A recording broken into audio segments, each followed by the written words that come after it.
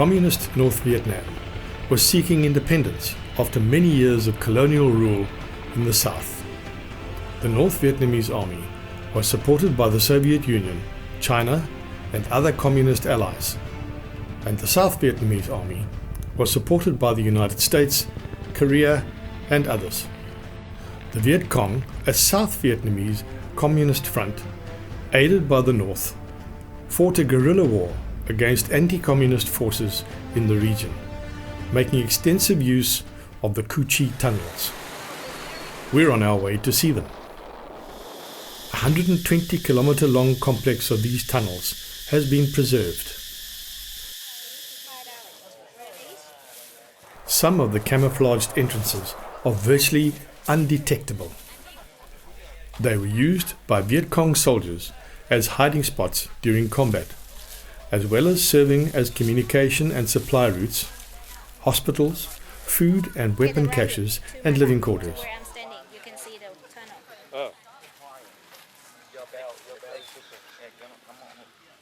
Just look at how small the tunnel is.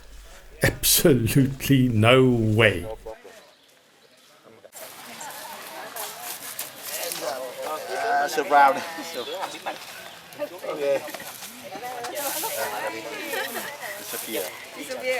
Yeah.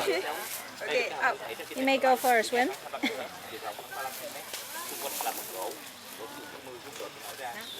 Can you find anyone?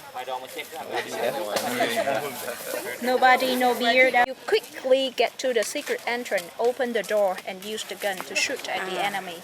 So actually, that was called guerrilla way, and we pretend that we have a lot of people, but we actually have just a few. But the way it works, because people move very quick. But of course nowadays, just to prevent it getting, bigger and bigger, so they put the concrete around it, just to protect this little hole. Maybe a bat? I did, however, go down in this one, but it had been significantly enlarged for us tourists. Do you need a bit of light? Do you need more light? I believe there was a meeting room through here.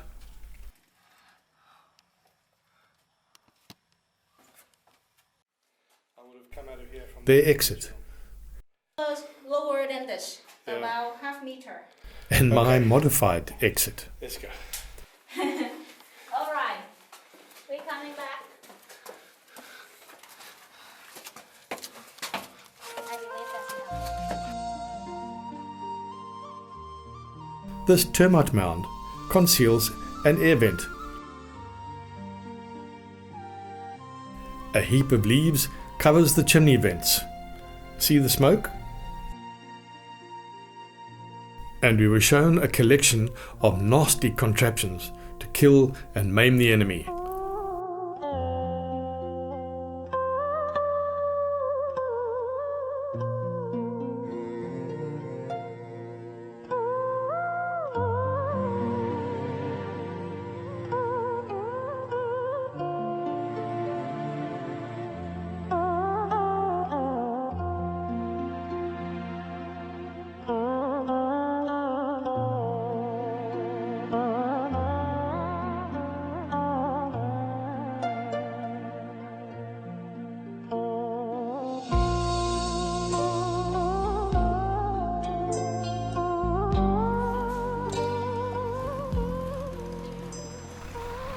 On the way back to town, we came across these locals, pursuing much more pleasant tasks.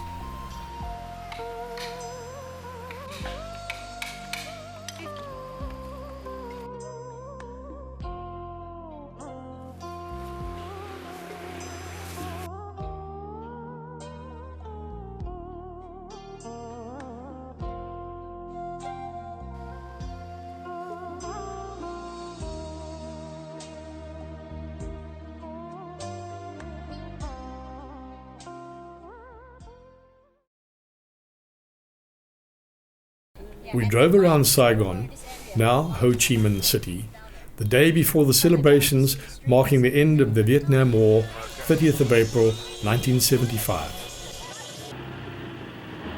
On that day, the North Vietnamese tanks rolled into the city, crashed through the gates of the presidential palace and hoisted the communist flag.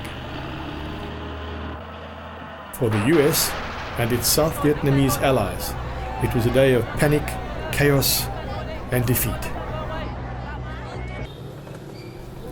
Today, of course, Ho Chi Minh is a bustling, thriving communist city, sporting innovative restaurants like this.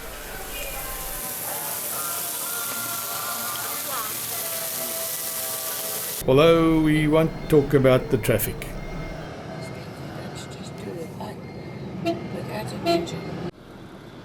The next morning, we were off to explore the Mekong Delta through a brief shower of rain.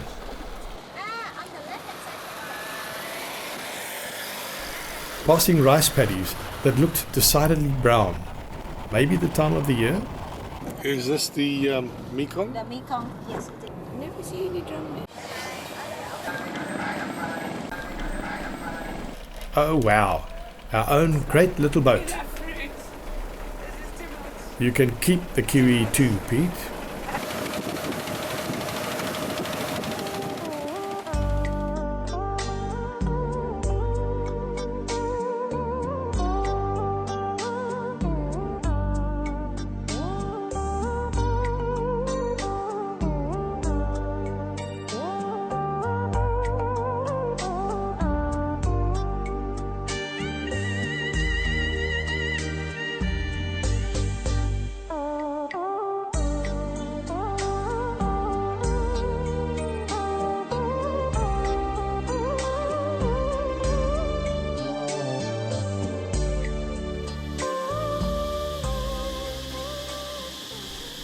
More into the delta, we get collected by a smaller boat to explore some of the natural canals.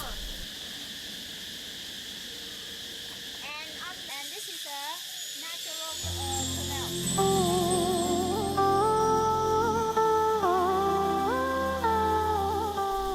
canal. Rice production and aquaculture are the two main activities in this area.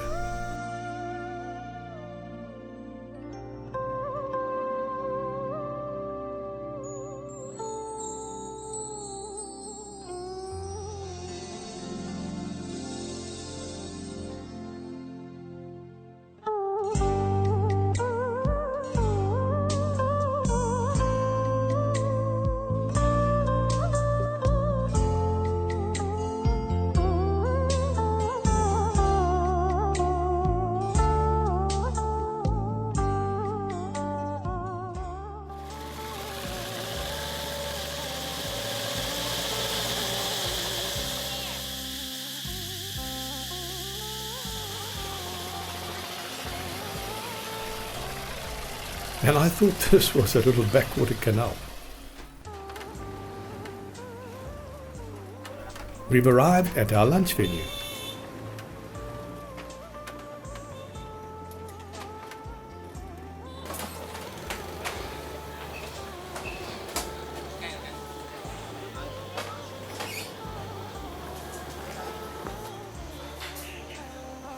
Mr. Keats's historical house.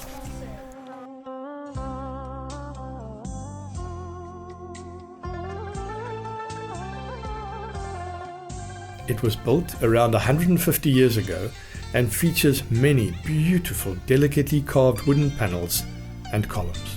Quite outstanding.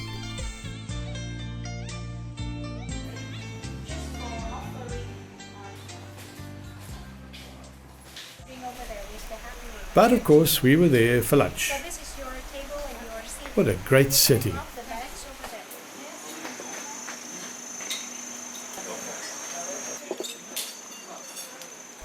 I'm not sure whether we were supposed to handle this ourselves, but thank heavens we had help.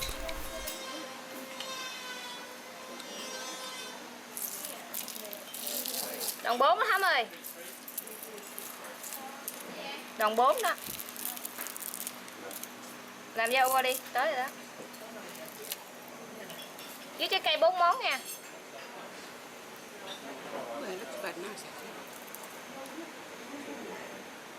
Okay. Okay.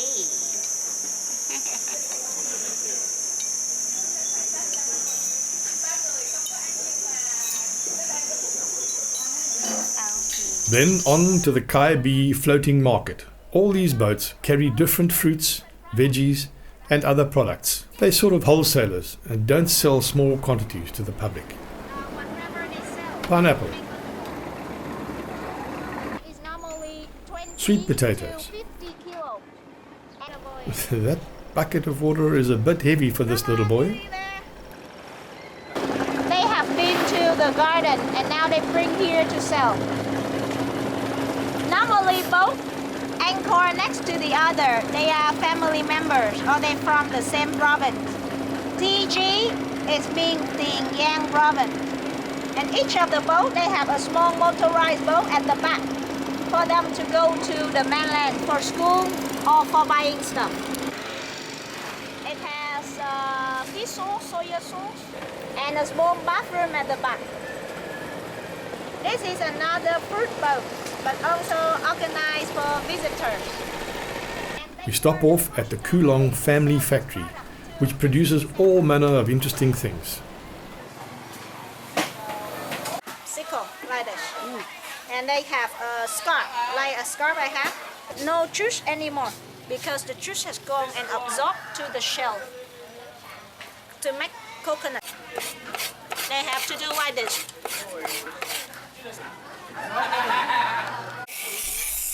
That's easier. Yeah, have a look. Then squeeze it to make coconut milk. They just use coconut milk with a little bit of gelatin. Why the color look darker. And then make candy.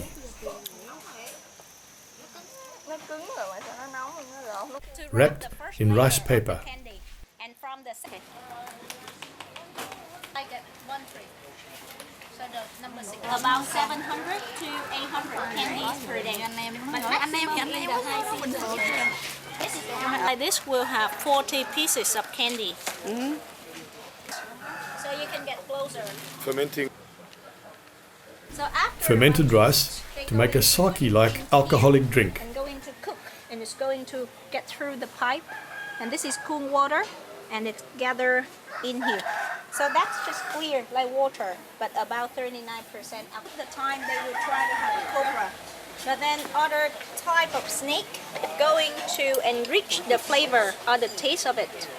Here we have a regular snake, and then sometimes then you can ruin see it ginseng. by Can you see adding the snake with the snakes. skin?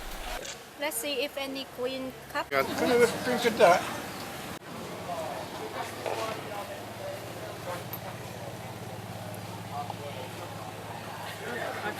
That's from there. Cheers. After 5 minutes. Oh my God. Braver man than me, sir. Fall on the ground. This is very interesting. Making rice paper. To make it tasty. Underneath is boiling water, so the boiling water going to steam and cook the rice milk. So it's just a cloth and underneath boiling water. Very, very simple system. And now she tried to get the rice paper out from that cotton.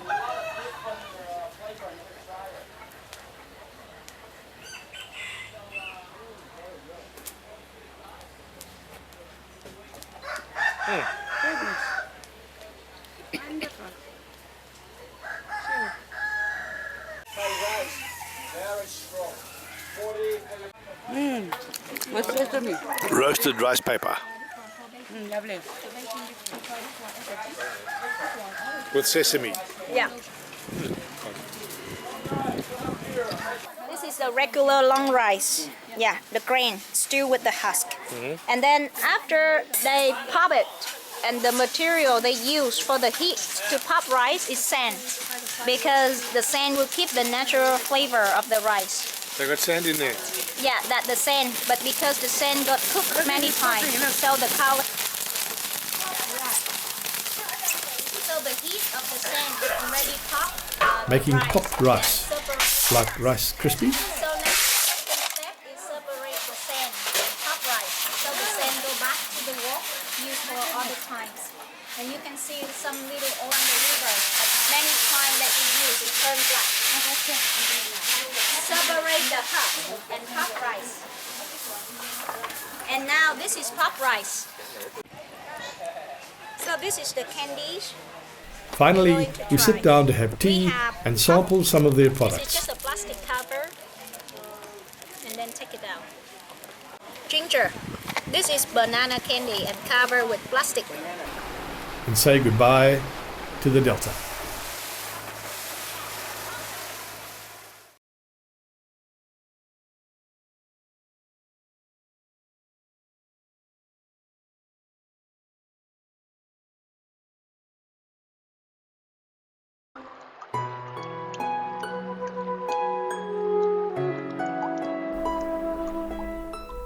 From Hanoi, we travel east to Halong Bay.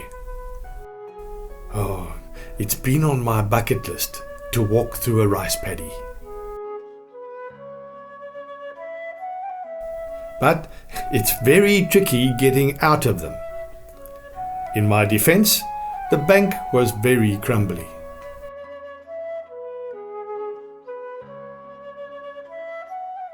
En route, we visited the Hong Kong Humanities Centre, a handicraft outlet developed to provide support to local communities, in particular those with disabilities. Beautiful work. Can you believe? Then we came across this veggie and herb farm and watched the locals at work.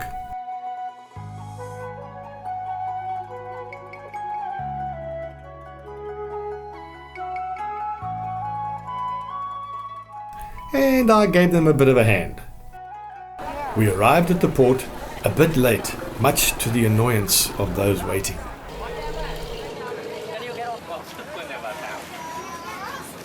And caught the ferry out to our cruise liner. No, not that one, this one.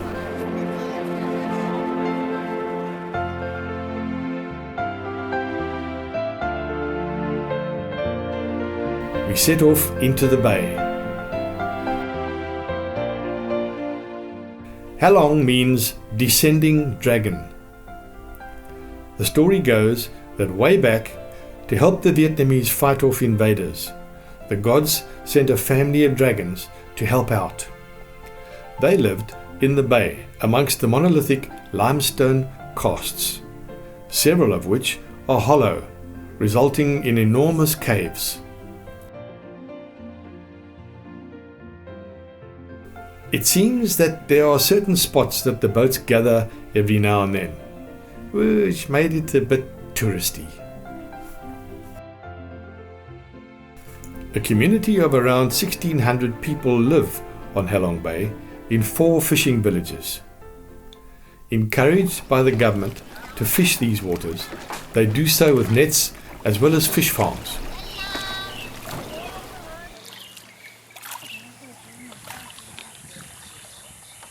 They live in rather drably painted floating houses and are sustained through fishing and marine aquaculture.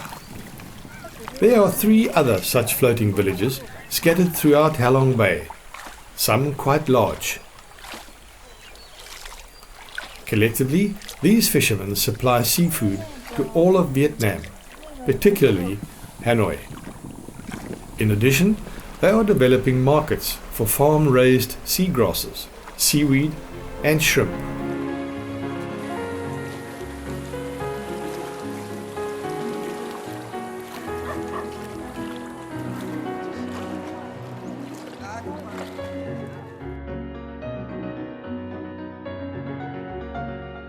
It's early morning, and with the grey clouds low overhead, there's a mysteriously quiet, almost surreal atmosphere. As it grew lighter, the mood changed a little, but still very beautiful. And what a setting to do a little Tai Chi.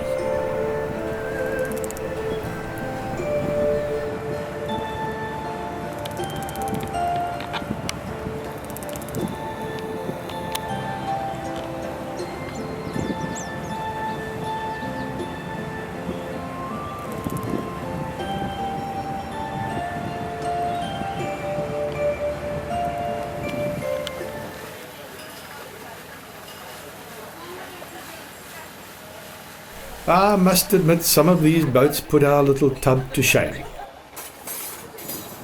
But it was clean and very comfortable. Now we're off to do a little kayaking on a separate part of the bay.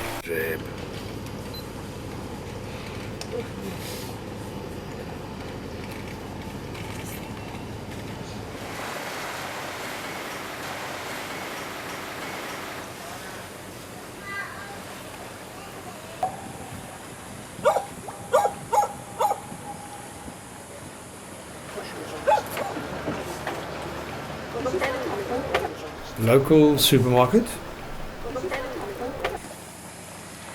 And yes, that's me, can you believe? Watch this intricate maneuver. I think I actually look like a seasoned campaigner.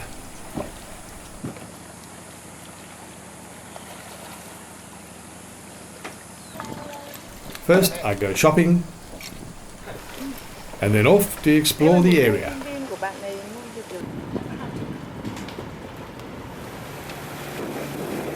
Next, they took us to one of the smaller caves.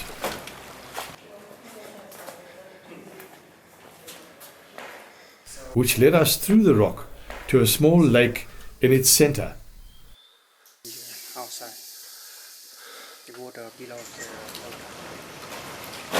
Then we head back to the mothership as night falls. The next morning, they take us to the Sang Sot Grotto.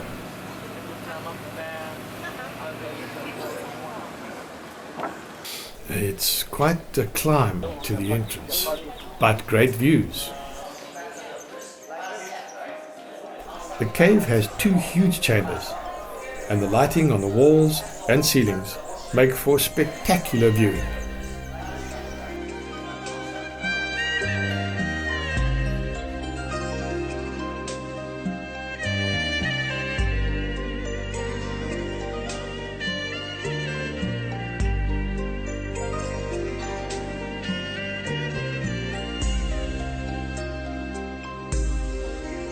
It's one of the finest grottos of Halong Bay.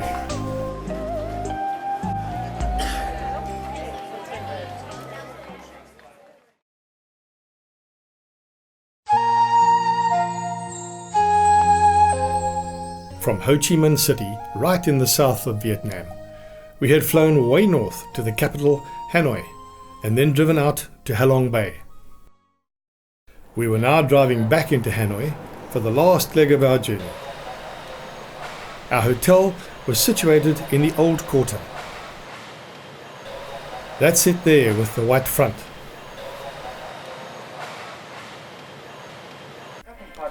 The TV was full of the anniversary celebrations in Ho Chi Minh City.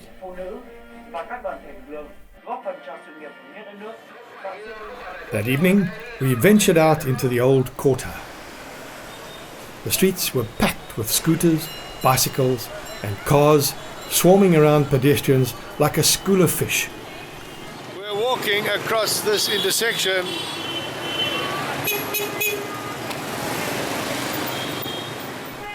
Clean-up time.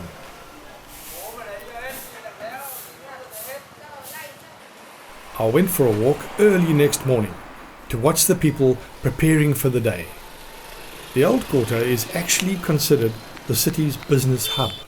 The preserved shop houses that lie along these roads were built a little over a century ago and were constructed in their long, narrow style to avoid being hit by high taxes. There's a vibrant street culture where daily activities such as haircutting and food stalls take place on these cramped sidewalks. Yeah.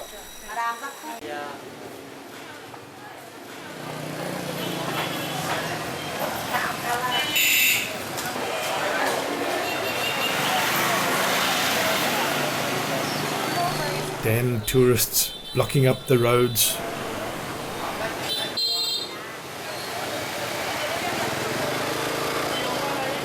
Nothing like weeing into the gutter. Very pretty around Hon Kim Lake.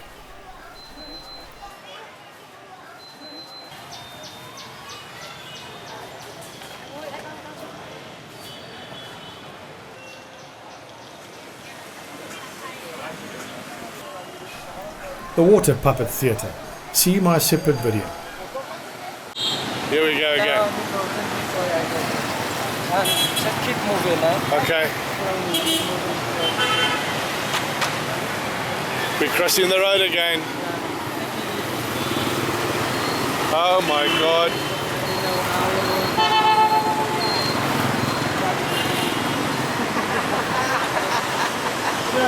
It works like a charm. Remember the coffee club, Peter? Okay, Pete, this is your intersection. I have just walked across here, boy. Unreal how the traffic just flows in all directions. We drove briefly through the newer parts of the city, the International Conference Centre, and the Opera House, before visiting the Dong Sam Market. It's the largest covered market in Hanoi, where wholesale traders sell everything from clothes, household goods to foodstuffs. Not really for tourists, but interesting enough. Is fruit or food? Food. Food. Bamboo shoot, Yeah. Fungus. fungus, mushroom, I would Yeah. presume. Most Vietnamese old people, men, who use it.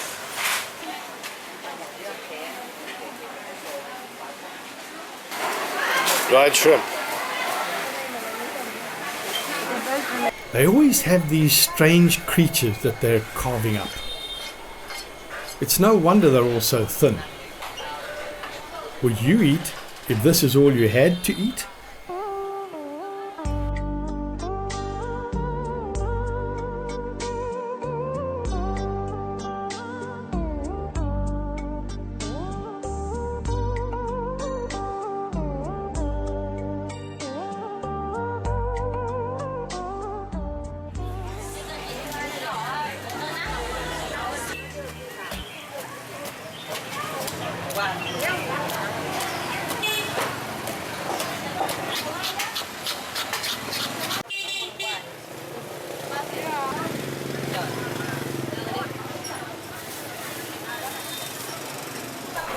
Then our guide took us down this little side alley to have iced tea. Iced tea. Yes. Sao không đi du lịch vào mùa đông ấy? A huge chunk of ice goes into the tea. Why don't have spend holiday? I'm worried about this. Where did they get the water from to make the ice? I ask myself. Ice tea. Wow, it's good. How about it? It's good. And you? It's good. It's good, yes. Then round the corner, down another little alley for lunch. Over there,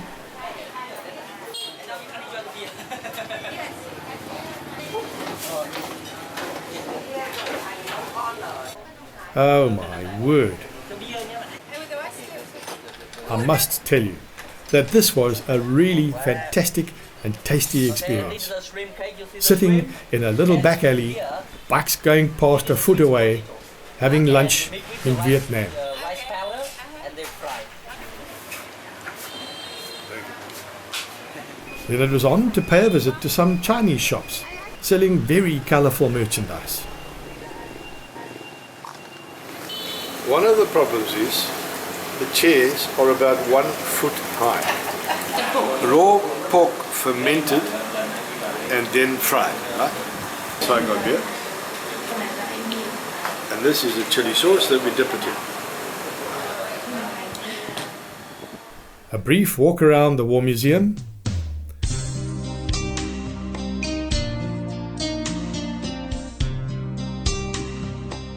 and a last look at the fascinating streets of the old quarter.